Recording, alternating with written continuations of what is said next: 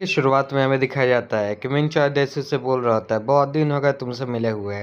और अपना हाथ आगे करते हुए एक स्किल का इस्तेमाल करता है और उस गिलास को तोड़ देता है। और उसे देखकर चाय देसी भी बहुत ज़्यादा खुश हो जाता है।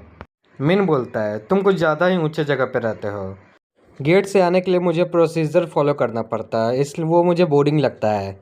इसलिए मैं यहाँ सीधे मुद्दे की बात करता हूँ, इससे पहले कि यहाँ फालतू की भीड़ इकट्ठा हो। क्या 10 साल पहले तुमने पोंडेनियम के साथ हाथ मिलाकर मुझे दूसरे डायमेंशन भेजने की साजिश की थी? डाइसू बोलता है, इतना धांसू एंट्री मारने के बाद तुम इतने बोरिंग सवाल पूछ रहे हो? तमिन बोलता है, क्या मैं तुम्हारी बिल्डिंग को पलट कर रख दूँ? जल्दी से मेरे सवाल का जवाब दो। डाइसू बोलता है, 10 साल हो गए लेकिन अभी तक तुम्हारी एज नहीं बढ़ी। लगता है तुमने दूसरे डायमेंशन में बहुत ज़्यादा मज़े किए थे, तो इस खुशी में तुमने मेरे शीशे क्यों तोड़े? तभी मैंने एक एयर स्लैश मारता है जो चाय देशु के एक छोटा सा कट लेकर उसके पीछे दीवार टूट जाती है। मिन बोलता है, अगर तुम मरना नहीं चाहते हो तो मेरे सवाल का सीधे सीधे जवाब दो। क्या तुमने इस कचरे ऑर्गेनाइजेशन के साथ हाथ मिलाया था? और मिनजुन को मारने में क्या तुम्हारा हाथ था? डाइसू अपने गाल पे खून पोंछते हुए उसे घूर कर देखने लग जाता है। मिन किलिंग इंटेंट को रिलीज करते हुए उससे बोलता है, अगर तुमने युवा और मेरे डिसाइपल के साथ उलझने की कोशिश की तो? चाय देसाई हंसते हुए मिन से बोलता है, ये खून की प्यास वाली लड़ाई को मैंने बहुत ज़्यादा मिस किया है, लेकिन अब तुम्हारा किलिंग इंटेंट भी मुझे डरा नहीं सकता। मैंने अपने से ज़्यादा ताकतवर लोगों के साथ लड़ाई की है और मैं और ज़्यादा ताकतवर बन चुका हूँ। क्या तुम्हें सच में लगता है कि तुम मुझे मार पाओगे? तुमिन हंसते हुए बोलता है, लगता है मुझे तुम्हारे मुंह पे पंच मारना होगा मेरे सवालों को जवाब पाने के लिए। जैसे ही दोनों एक दूसरे पर अटैक करने वाले होते हैं, क्योंकि बीच में आ जाता है, उन दोनों को रोक लेता है और उनसे बोलता है, अभी की सिचुएशन को समझो, तुम लोग कहाँ हो? बाहर खड़े बॉडीगार्ड को भी अंदर से शोर शराबे की आवाज़ सुनाई दे रही थी। क्योंगू मिन से बोलता है, भले ही तुम HMCS के साथ काम करते हो, लेकिन तुम्हारी सेफ्टी की कोई गारंटी नहीं है। अगर तुमने इस पे अटैक किया तो भुगतना हो सकता है तुम्हारे भाई को भी पड़े। अब वो पुराने बिना कानून वाले दिन खत्म हो चुके हैं। चाय देसाई गुस्सा होते हुए बोलता है, वो पुराने दिन ही ठीक थे। हम जब चाहते आपस में लड़ सकते थे, जिससे चाहते आराम से मार सकते थे। हमें किसी भी चीज़ की चिंता करने की जरूरत नहीं थी। ये कितना बेकार रह रहा है, तुम्हें नहीं लगता? और मैं एक बात साफ साफ बता दूं, मिनजुन के केस में मेरा कोई हाथ नहीं है। और हाँ, अगर युवा मेरे पास खुद आती है तो इसमें मेरी क्या गलती है? इसलिए मैंने उसे रख लिया था। और अगर तुम्हें मुझसे और सवाल के जवाब चाहिए तो अगली बार ढंग से आना। इतना बोलने के साथ डाइसू वहाँ से चला जाता है। मिन शांति से उसे जाते हुए देखते रहता है। क्योंगू भी चैन की सांस लेता है। डाइसू का असिस्टेंट उससे पूछता है, सर अंदर से कुछ आवाज़ आ रही थी। तो डाइसू उससे बोलता है, तुम्हें मैंने कहा नहीं था कि मुझसे ताकतवर यहाँ कोई नहीं है? तो बेकार में चिंता करना बंद करो। तो उसका असिस्टेंट भी उससे माफ़ी मांगने लगता है। तभी डाइसू हंस के उससे बोलता है, हमें कुछ ज़रूरी काम है। एक ए रैंक के गेट को प्रिपेयर करो और युवा को भी बुला लेना। फिर हमें कुछ घंटे पहले का सीन दिखाया जाता है, जहाँ पे युवा सेजुन से मिलने आई होती है। सेजुन पूछता है, ये इज़ क्या है? युवा बोलती है, जैसा कि तुम जानते हो, हमने अभी एक गेट डिस्कवर किया है और उस गेट के सामने हमें बहुत सारी लाशें मिली है। ऑटोप्सी से हमें पता चला है कि जो लाशों के इंटरनल ऑर्गन्स थे वो बहुत बुरी तरीके से बर्बाद हो चुके थे। या तो उन लोगों ने बहुत हाई स्किल्स वाले बंदों के साथ लड़ाई की थी, या फिर उन लोगों ने एक साथ ही कुछ खा लिया था। दिक्कत यह है कि वो लोग एक मिस्टीरियस ट्रेड गिल्ड के साथ जुड़े हुए थे, जो अपने आप को इज़ कहता है। वो इतने लो प्रोफाइल हैं कि शायद ही उनके बारे में किसी ने सुना होगा, यहाँ तक कि उनका कोई डाटा भी नहीं है। हमारे बीच में रूमर्स ये फैला हुआ है कि उसका गिल्ड लीडर एक डीमन है। सेजुन हैरान होते हुए बोलता है, क्या कहा तुमने, रूमर? युवा बोलती है, जब तुम गवर्नमेंट के साथ काम करते हो तो तुम्हें बहुत सारी सीक्रेट बातें भी सुनने को मिलती हैं। तुम भले ही मुझ पर विश्वास न करो, लेकिन मैं ये सब खुद अकेले संभाल रही हूँ। और वहाँ से जाते हुए बोलती है, वो लोग अपना अगला मूव चलने वाले हैं। जैसे ही मुझे कुछ पता चलता है मैं तुम्हें ज़रूर बताऊंगी। और हाँ, चाइल्ड इशू मुझ पर नज़र रखे हुए है, इसीलिए मुझसे कांटेक्ट मत करना जब तक मैं खुद तुमसे कांटेक्ट न करूं। और ये सब मास्टर से सीक्रेट रखना है, क्योंकि मैं अभी तुम्हारे पास नहीं आने वाली। उसके जाते ही सुजुन थोड़ा उदास हो जाता है। अपने मन में सोचता है, वो भले ही चाय जोशु के साथ मेरे भाई को ढूंढने के लिए गई थी, लेकिन अब तो मेरा भाई वापस आ चुका है। तब उससे चाय जोशु के पास जाने की क्या ज़रूरत है? आखिर उसके दिमाग में चल क्या रहा है? सेजुन भी सोच में पड़ जाता है। तभी सेजुन मिन को देख के खड़ा हो जाता है। मिन उससे पूछता है, क्या युवा यहाँ आई थी? उसने तुमसे क्या कहा था? सेजुन भी सोचता है कि वो अब क्या बोलेगा। तभी मिन गुस्से में बोलता है, छुपाना बंद करो और मुझे बताओ, क्या युवा के साथ कुछ हुआ है? युवा बाहर जैसे ही अपने कार में बैठने वाली थी, तभी वहाँ पे कुछ लोग आ जाते हैं। वो उससे बोलते हैं, सॉरी माय लेडी, लेकिन मास्टर ने आपको बुलाया है। युवा भी अपने मन में सोचती है, वो कमीना, लेकिन फिर उन लोग से बोलती है, ठीक है मैं चल रही हूँ। फिर हमें 10 साल पहले का सीन दिखाया जाता है, जब मिन सिन्वू वहाँ से गायब हो चुका होता है, जहाँ पर डीमन डाइसू से बोल रहा होता है कि तुम हमारी मदद करो मिन सिन्वू के सारे रिकॉर्ड्स मिटाने में। उसी की वजह से हमारे चारों डीमन लॉर्ड मौत की कगार पर पहुँच गए थे। हम उसके सारे रिकॉर्ड मिटा देंगे, जिसकी वजह से आगने वाले लोगों को पता ही नहीं चलेगा कि डीमन भी कभी इतनी बुरी तरीके से हारे थे। तो डाइसू बोलता है, क्या फालतू बकवास कर रहे हो, लगता है तुम भूल रहे हो कि हम लोग इंसानों लोगों ने ये लड़ाई जीती है, न कि तुम डीमन लोगों ने। हमारे बीच में ये सौदा हुआ था कि हमारे जितने भी डैमेज हुई हैं उसे तुम फिर से वापस ठीक करोगे, और हाँ, इसके बदले हम लोग तुम्हें पोलर रीजन में एक जगह देंगे जहाँ पे तुम अपने डायमेंशन के गेट खोलने तक वहाँ रुक सकते हो। तभी डीमन बोलता है कि हम लोग डीमन लोगों ने तुम्हें बहुत गौर से देखा है। तुम इस लड़ाई के ख़त्म हो जाने से बहुत उदास हो, क्योंकि तुमने ऐसी ताकत को जगाया है जिसकी ताकत का कोई हिसाब नहीं था, लेकिन तुम उसे ठीक से यूज़ ही नहीं कर पाए।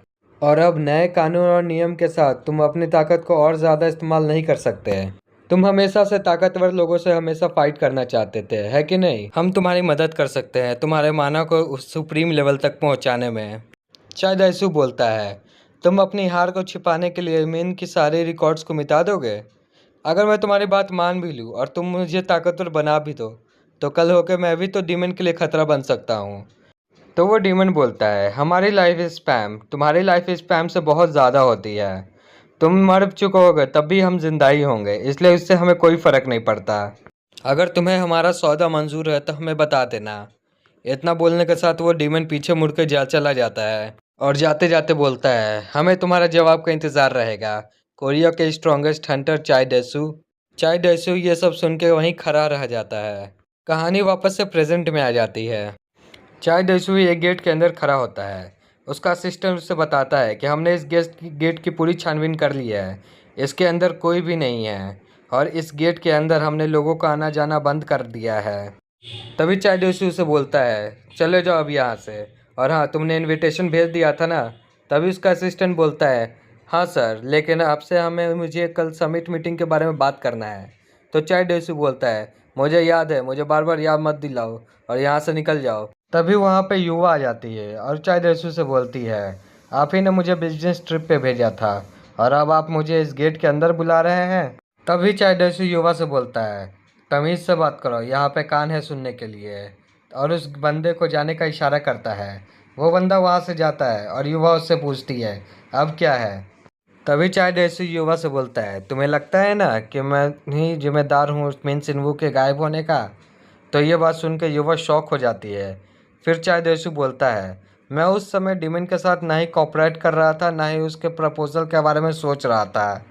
लेकिन ऐसी बात नहीं है कि मुझे इसके बारे में पता नहीं था, लेकिन मैंने ये सब नहीं किया। वो गायब रहे या ना रहे, मुझे इससे कोई फ़र्क नहीं पड़ता है। तभी युवा को थोड़ा गुस्सा आ जाता है और वो उससे बोलती है, आखिर तुम बोल क्या रहे हो? तभी चाय डेसू अपने हाथ में माना को मैनिफेस्ट करते हुए बोलता है, मैं बस ये जानना चाहता हूँ, मैं और मिन हम दोनों में से सबसे ज़्यादा ताकतवर कौन है? और इतना बोलते के साथ वो युवा पे अटैक कर देता है। युवा भी उससे डॉज कर लेती है और अपने स्किल का इस्तेमाल करते हुए उसके साथ लड़ने लग जाती है और बोलती है, इसके पीछे तुम्हारा ही हाथ था मेरे मास्टर के गायब होने में और उनके सारे रिकॉर्ड मिटाने में।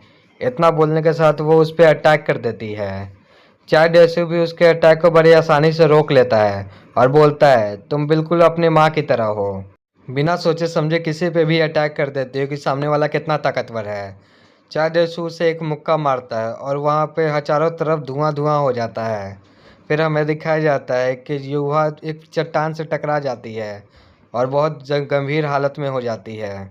और अब मिन वापस आ चुका है, तो मैं उससे पूरी तरह से ख़त्म कर उससे अपना बदला ले सकता हूँ। तभी युवा बोलती है, क्या तुम्हें सच में लगता है कि तुम मेरे मास्टर को मार सकते हो? चॉय देसाई उसके कंधे पे पैर रखते हुए बोलता है, हाँ मैं मार सकता हूँ उसे।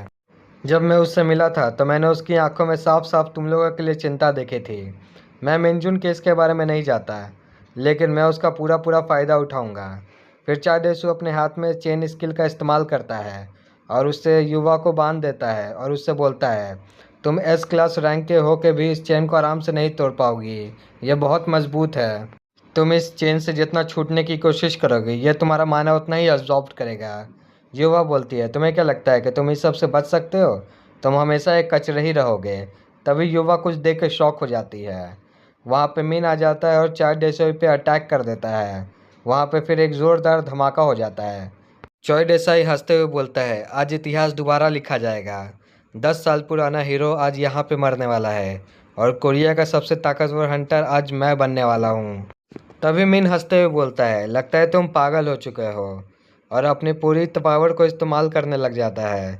चाय देसाई भी अपने पूरे माना को इस्तेमाल करते हुए अनलिश करता है।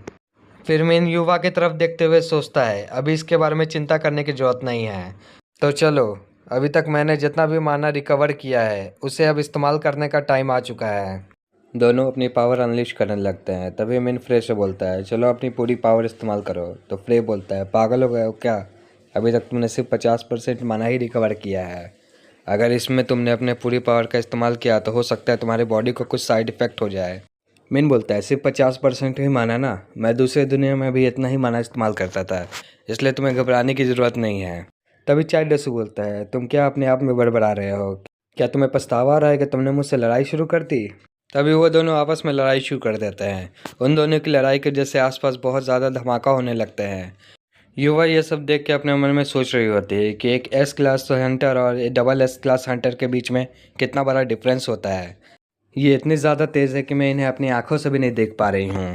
तभी चाइल्ड एक त्रिशूल को समन करता है और उसे तान कर मिन की तरफ फेंक देता है। वो त्रिशूल पत्थर को काटते हुए सीधा मिन की तरफ जा रही होती है। मिन उस त्रिशूल को अपनी तरफ आते हुए देख रहा था और अपने स्किल का इस्तेमाल करते हुए अपनी ताकत को बढ़ा के उस त्रिशूल को पकड़ लेता है। चाइल्ड भी फिर अपने स्किल का इस्तेमाल करते हुए ढेर सारे तलवारों को समन कर लेता है और उन तलवारों को हाथ में लेकर मिन पे अटैक कर देता है।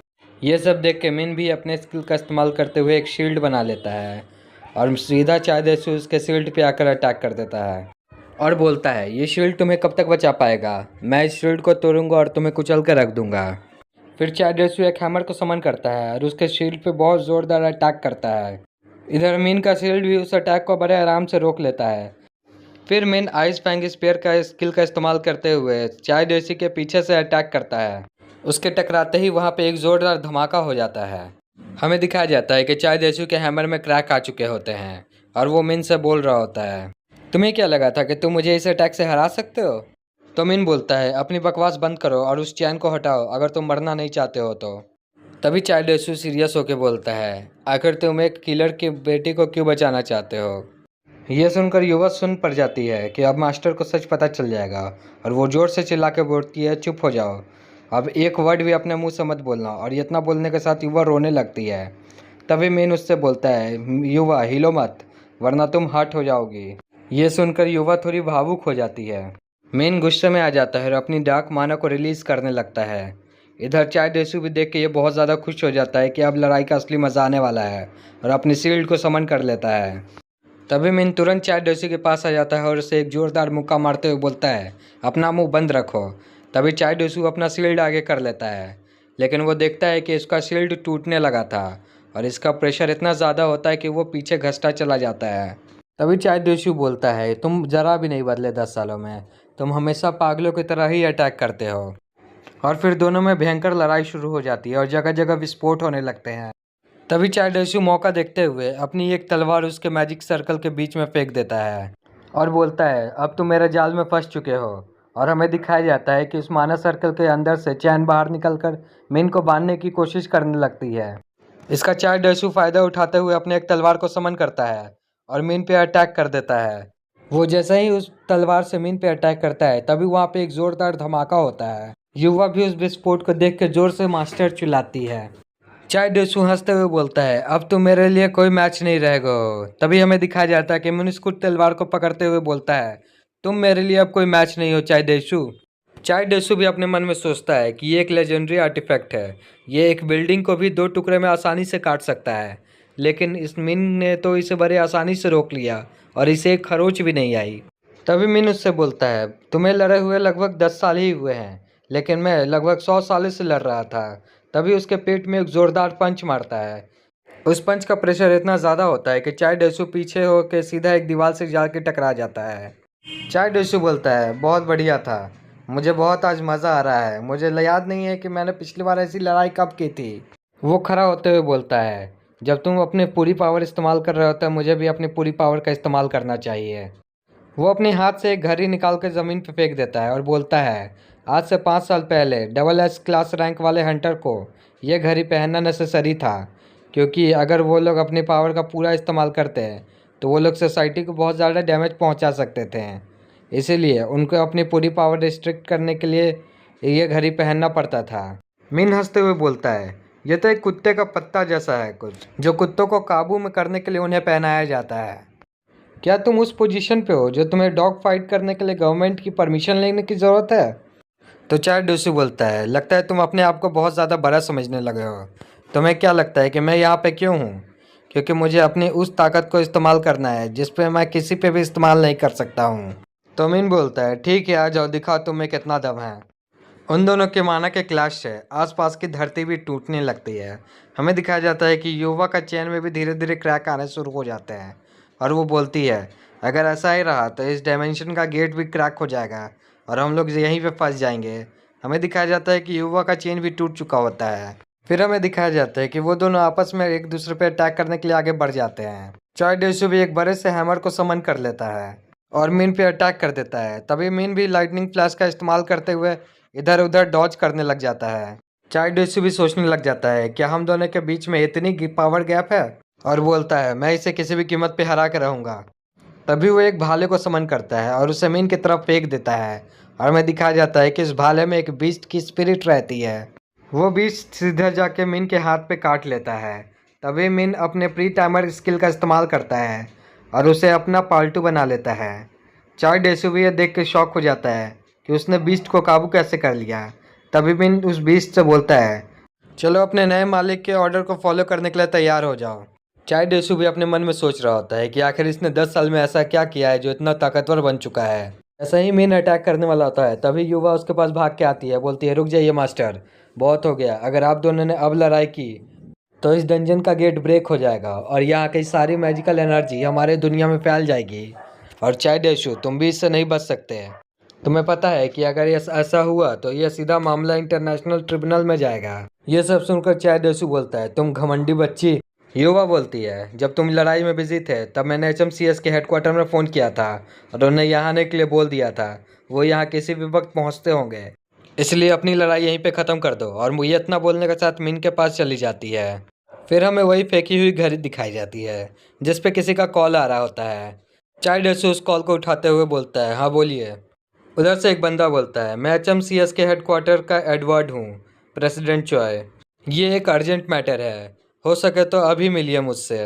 तो चॉय डेसू भी बोलता है, ठीक है, मैं आ रहा हूँ। चॉय डेसू वहाँ से जाते हुए बोलता है, मुझे कहीं अर्जेंट जाना है और अब इस लड़ाई से मेरा मन उब चुका है, इसलिए यहाँ से दफ़ा हो जाओ। इधर युवा भी अपने घुटने पर बैठ जाती है और सोचती है कि अगर अब मिन मुझसे कुछ पूछेगा तो मैं क्या बोलूँगी कि उसने जिस डिसाइपल को खिलाया पिलाया वो एक क्रिमिनल की बेटी है। तभी मिन वहाँ आ जाता है और उसके पास बैठकर उससे पूछता है, क्या तुम्हें कहीं चोट तो नहीं लगी ना? युवा ये सुनकर थोड़ा भावुक हो जाती है और थोड़ा रोते हुए अपने मन में सोचती है, मास्टर आप हमेशा से दिल के बहुत अच्छे हैं, और मास्टर बोलकर उनके गले से लग जाती है। उसके बाद हमें एक ऑफिस का सीन दिखाया जाता है जहाँ पे चाय डेसू बोल रहा होता है कि अगर लीगली बात करें तो वहाँ पे किसी को भी चोट नहीं पहुँची। वो बात अलग है कि एक पागल लड़की ने हेडक्वार्टर में फ़ोन करके वहाँ पे कन्फ्यूज़न क्रिएट कर दिया। एक क्लोज गेट में ट्रेनिंग सेशन पे आप लोग इतना ओवर रिएक्ट क्यों कर रहे हैं? तभी हमें सामने वाला बंदा दिखाया जाता है जिसका नाम मिस्टर ब्लैकवुड रहता है। वो इंसान HMCS इंटरनेशनल हेडक्वार्टर का वाइस प्रेसिडेंट है। वो बोलता है कि ये बात तुम्हें अपनी घड़ी उतारने से पहले सोचनी चाहिए थी। SS रैंक के हंटर को आपसी लड़ाई करने का कोई अधिकार नहीं है और आप जिस पोजीशन पे है हो सकता है आपको अपनी जिम्मेदारी खुद उठानी होगी और आपको इंटरनेशनल ट्रायल के लिए भी बुलाया जा सकता है। इस शांति भरे माहौल में हमें लड़ाई की कोई ज़रूरत नहीं है और हो सके तो इस मामले को कोरिया में ही ख़त्म करने की कोशिश कीजिएगा। ये सुनकर चाय डेसू भी कुछ बोल नहीं पाता है। ब्लैकवुड फिर बोलता है कि मुझे इस बंदे के बारे में जानना है जो SS क्लास रैंक के हंटर के सामने टिक सका और उससे लड़ाई कर सका। चाइल्ड यशु बोलता है, उसका नाम मिन सिन्हू है, तो क्या ये सब उसके लिए ही था? ब्लैकवुड इसका कोई जवाब नहीं देता और उससे बोलता है, मैं तुमसे कोरिया में मिलता हूँ, और बोल के फ़ोन काट देता है। चाइल्ड यशु भी अपने मन में सोचता है, कितनी शर्मिंदगी की बात है। 10 साल पहले मिन और मेरे में जितनी पावर गैप थी, आज भी उतनी ही पावर गैप है। मैं आज भी कितनी भी कोशिश कर लूँ लेकिन उस तक नहीं पहुँच सकता। उसके पास मेरी हर स्किल का जवाब था, लेकिन उसके स्किल का जवाब मेरे पास नहीं था। आखिर उसने 10 साल में किया क्या था? भले ही मैंने अपनी सारी जंजीरें तोड़ दी, लेकिन मैं उसका सामना नहीं कर पाया। बहुत सालों बाद मुझे एक ऐसा ओपोनेंट फिर से मिल गया जिसे मैं हराना चाहता हूँ। तभी हमें दिखाया जाता है कि मिन और युवा आपस में बात कर रहे होते हैं। मिन युवा से बोलता है, तुम्हें पता था मैं यहाँ पे वापस आ चुका हूँ, लेकिन तुम मुझे ग्रीट भी करने नहीं आई। युवा बोलती है, इसलिए कि मैं अपने आप को काबिल नहीं समझ रही थी, लेकिन मैं खुश थी कि आप वापस आ चुके थे। तभी मिन युवा से बोलता है, क्या तुम भी मिनजुन के केस को स्टडी कर रही थी? युवा बोलती है, सॉरी मास्टर, लेकिन मुझे कुछ भी नहीं मिला। मैंने हर तरीके से छानबीन करके देख ली, लेकिन इसका कोई फ़ायदा नहीं हुआ। मुझे कुछ भी सुराग नहीं मिला। मिन उसके सर पे हाथ रखता है और बोलता है, कोई बात नहीं, और उसे हील कर देता है। तभी युवा बोलती है, मास्टर आपने मुझे हील कर दिया, अब मैं पूरी तरीके से ठीक हूँ। तभी मिन युवा से बोलता है, भले ही तुम्हारे में एक क्रिमिनल हो, लेकिन तुम्हें अपने आप को गिल्टी समझने की ज़रूरत नहीं है। तुमने अपनी लाइफ का पाथ खुद चुना है। किसी और की गलती का बोझ अपने सर पे मत उठाओ। मैं तुम्हारे साथ हूँ। तभी युवा को वो पुराने दिन याद आ जाते हैं। तभी युवा हंसते हुए बोलती है, मास्टर आप हमेशा मेरे साथ रहे हैं और मुझे कभी अकेला फील नहीं होने दिया, लेकिन मुझे सिजुन के लिए बुरा लग रहा है। मैंने उससे बेमतलब का स्ट्रेस दे दिया है। मिन बोलता है, ठीक है, तो हम दोनों कल सिजुन से मिलने चलेंगे। तो युवा बोलती है, क्या कल? ये थोड़ा अजीब नहीं हो जाएगा? तो मिन बोलता है, इसमें क्या दिक्कत है? मैं बस उम्मीद करता हूँ कि शायद ऐश्वर्य ने कोई रायता नहीं फैलाया होगा।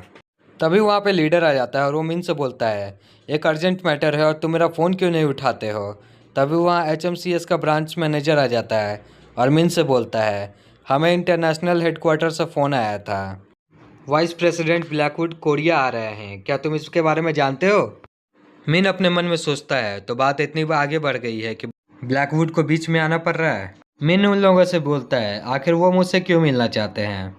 ब्रांच मैनेजर मिन को बोलता है, हमारे पूरे ब्रांच को इन्फॉर्मेशन देने से मना कर दिया गया है, यहाँ तक कि मुझे भी इसके बारे में कोई इन्फॉर्मेशन नहीं दी गई है। उन्होंने सीधा तुम्हारा नाम लिया है, इसलिए मैं तुमसे जानना चाहता था। HMCS के हिस्ट्री में आज तक ऐसा कभी नहीं हुआ। मिन बोलता है, अगर ये ऊपर से ऑर्डर है तो मुझे माफ़ कीजिएगा, मैं आपको कुछ नहीं बता सकता। तो ब्रांच मैनेजर वहाँ से जाते हुए बोलता है, ठीक है, तो जब भी तुमसे मिलने के लिए वो आएंगे मैं तुम्हें बता दूंगा। हमेशा तुम ब्रांच के टच में रहना। वो लीडर को साइड में ले जाता है और उससे पूछता है, तुम्हें क्या लगता है मिन हमें सब कुछ बता देगा? तो लीडर बोलता है, मुझे नहीं लगता सर। तभी युवा मिन से बोलती है, हमें मास्टर यहाँ से चलना चाहिए, बहुत सारे लोग हमें देख रहे हैं। तभी वो रोड पे चलते चलते आपस में कुछ बात कर रहे होते हैं। मिन युवा से पूछता है, तो अब तुम क्या करोगी? युवा बोलती है, मैं आपकी हर चीज़ में मदद करना चाहती हूँ, चाहे वो केस सॉल्व भी करना क्यों ना हो, लेकिन मैं एक गिल्ड मास्टर भी हूँ, इसलिए मुझे अपने गिल्ड पे भी ध्यान देना होगा। तभी उनके सामने एक गाड़ी आके रुकती है और युवा बोलती है, ये कार तो। कार के अंदर से आवाज़ आती है कि तुम सब कुछ जानने के बाद भी इसे अपने साथ कैसे रख सकते हो। कार का शीशा नीचे होता है और हमें दिखाया जाता है कि वो और कोई नहीं, चाहे देसी ही होता है। तो दोस्तों, आज की कहानी यही ख़त्म होती है। Thank you.